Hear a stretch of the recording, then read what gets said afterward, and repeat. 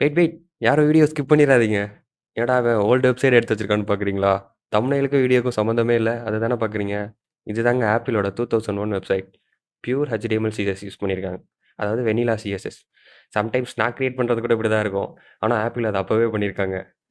But இந்த website இப்ப எப்படி இருக்குன்னு தெரியுமா? நீங்களே பாருங்களேன். ஏதோ வீடியோ கேம் இன்ட்ரோ மாதிரி இருக்குல்ல? அந்த அனிமேஷன் பாருங்க. ஸ்க்ரோலிங் எஃபெக்ட் இப்படி இருக்கு. இதெல்லாமே அப்போ பண்றது கஷ்டமா தான் இருந்துச்சு. பட் இப்ப நம்மளும் இந்த மாரி அனிமேஷன் நெறையா பண்ணலாம்.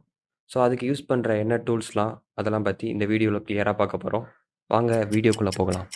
இதுதாங்க டாப் அனிமேஷன் டூல்ஸ் வெப் டிசைன்ஸ்க்கு. ஒண்ணுக்கும் ஒரு டிஃபரன்ஸ் இருக்கு. Like 2D effect, 3D effect create பண்ற மாரி. அனிமேஷன்ஸும் இதில ஸ்மூத்தா கிரியேட் பண்ணலாம். அதாவது ஒரு டூல்ஸும் எந்த பிளேஸ்ல யூஸ் பண்ணணும், எப்படி யூஸ் பண்ணணும், ஒண்ணுக்கும் என்ன டிஃபரன்ஸு, இதெல்லாம் பத்தி இந்த வீடியோல கிளியரா பார்ப்போம்.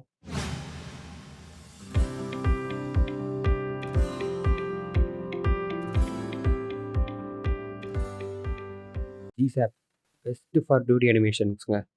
மேக்ஸிமம் நெறையா வெப்சைட்ல அனிமேஷன்ஸ்க்கும், ஸ்க்ரோல் எஃபெக்ட்டுக்கும், 2D அனிமேஷன்ஸ் எல்லாமே கிரியேட் பண்றதுக்கும் இந்த டூல்ஸ் தான் யூஸ் பண்ணுவாங்க GSAP. அதில ஒரு சிம்பிள் கோட இப்போ ஒரு எக்ஸாம்பிளா நம்ம பார்க்கலாம். ஃபர்ஸ்ட்டு டாப்ல நம்ம HTML செட்டப் பண்ணிக்கிறோம். நெக்ஸ்ட்டு இந்த இதில வந்து நம்ம ஒரு பாக்ஸ் கிரியேட் பண்ண போறோம். ஸோ அதுக்கு ஃபர்ஸ்ட்டு ஒரு CSS யூஸ் பண்ணி பாக்ஸ் ஸ்டைலிங் பண்றோம். அதுக்கு ஃபர்ஸ்ட்டு விட்த் 100 பிக்சல் குடுக்குறோம். ஹைட் 100 பிக்சல் குடுக்குறோம்.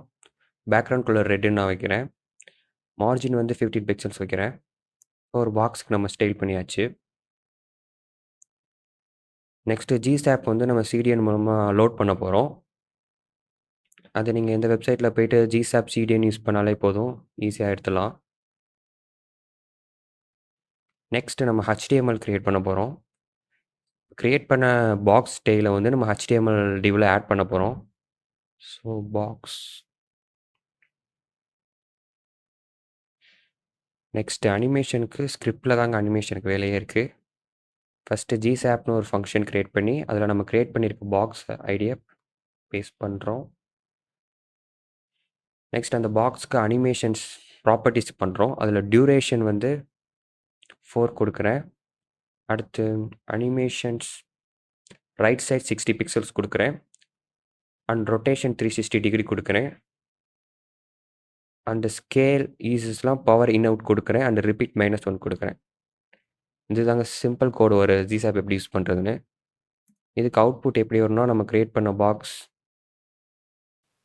நம்ம குடுத்த அனிமேஷனுக்கு ஏத்த மாரி அந்த பாக்ஸ் வந்து ரொட்டேட் ஆகுது, ஸ்க்ரோல் ஆகுது.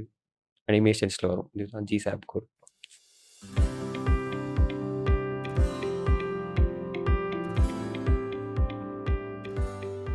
ரீசென்ட்டா இந்த டூல் ரொம்ப பாப்புலரா இருக்கு. ப்ரௌசர்ல 3D எக்ஸ்பீரியன்ஸ்க்கு இந்த டூல்ஸ் ரொம்ப யூஸ் பண்றாங்க. லைக் 3D கேம் கூட யூஸ் பண்ணி கிரியேட் பண்ணலாம்.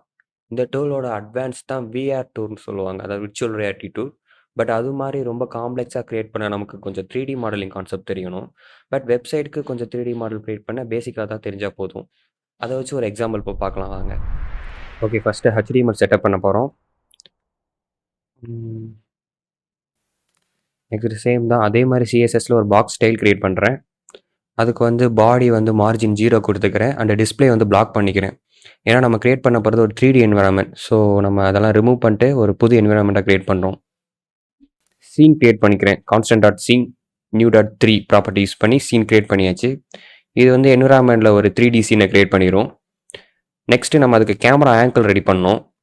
ஸோ ஃபர்ஸ்ட்டு கேமரா ஆங்கிள்க்கு அவங்களே இன்பில்டா ஒரு ப்ராப்பர்ட்டீஸ் குடுத்துருக்காங்க பெர்ஸ்பெக்டிவ் கேமரான்னு. அதில போயிட்டு நமக்கு தேவையான கேமரா ஆங்கிள் எப்படி வேணுமோ அது மாரி குடுத்துடலாம்.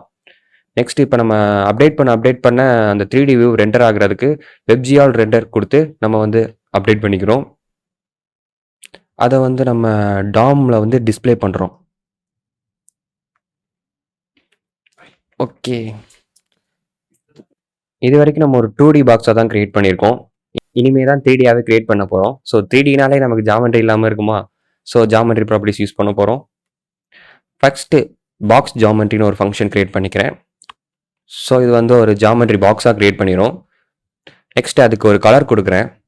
ஒரு ப்ளூ கலர் குடுக்குறேன்னு வச்சுக்கோங்க. அதுக்கு பேசிக் மெட்டீரியல்னு ஒரு ப்ராப்பர்ட்டி இருக்கு. அத குடுத்து நான் அதுக்கு கலர் குடுத்துக்கிறேன். ஸோ ஒயர் ஃப்ரேம் ட்ரூ குடுத்துட்டேன். ஸோ இப்போ வந்து நமக்கு ஒரு கியூபா கிரியேட் ஆயிருக்கும்.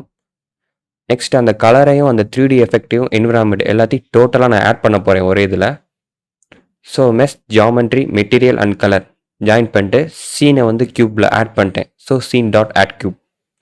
ஃபைனலி நமக்கு ஒரு க்யூப் கிரியேட் ஆயிடுச்சு. இப்போ நம்ம அதை வீஷ் பண்ணுறதுக்கு கேமரா பொசிஷனிங் பண்ணுறோம். அதை வந்து இசட் ஆக்சிஸில் வைக்கிறேன். So camera dot positioning dot C equal to 5. இப்போ நமக்கு ஓவரால் எல்லாம் முடிஞ்சு. இப்போ நம்ம அனிமேஷன்ஸ்க்கு மட்டும் ஒரு ஃபங்க்ஷன்ஸ் ஆட் பண்ணுறேன். Cube dot rotation x 0.1 and rotation ஒய்க்கு 0.1 வைக்கிறேன். இப்போ இந்த கியூப் வந்து ஒரு அனிமேஷன்லேயே இருக்கும். இப்போ இதுக்கு அவுட்புட் பார்க்கலாம். இதுதான் ஓவரால். நம்ம காமனாக கேன்வாஸ் சீசஸ் தூக்கிட்டு ஒரு என்விரான்மெண்ட் கிரியேட் பண்ணியாச்சு. அதை வந்து ஜியாமெட்ரி ப்ராப்பர்ட்டி வச்சு ஒரு குரூப் கிரியேட் பண்ணியாச்சு. இதுதான் 3JSக்கு ஒரு எக்ஸாம்பிள்.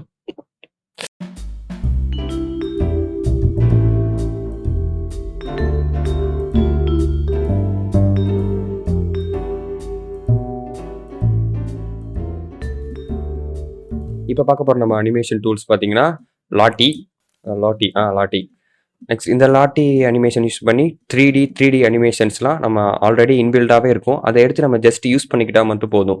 லைக் லோடிங் பட்டன் நம்ம கிரியேட் பண்ணுறதுக்கு, இப்போ சப்மிட் பண்ண ஒரு அனிமேஷன் வரல அதுக்கு, இப்போ படம் டவுன்லோட் பண்ணல லோட் ஆகுறதுக்கு, இந்த மாதிரி அனிமேஷன்ஸ்க்குலாம் ஆல்ரெடி அவங்களே ஒரு ஜேசான் ஃபைலாக வச்சுருப்பாங்க. அதை எடுத்துகிட்டு வந்து நம்ம ஜஸ்ட்டு இன்பில்ட் பண்ணால் மட்டும் போதும். அது ஆட்டோமேட்டிக்காக அந்த அனிமேஷன் நமக்கு வந்துடும். தேவையான இடத்துல தேவையான அனிமேஷன் யூஸ் பண்ணுறதுக்கு இந்த லோட்டி பை யூஸ் பண்ணுவாங்க.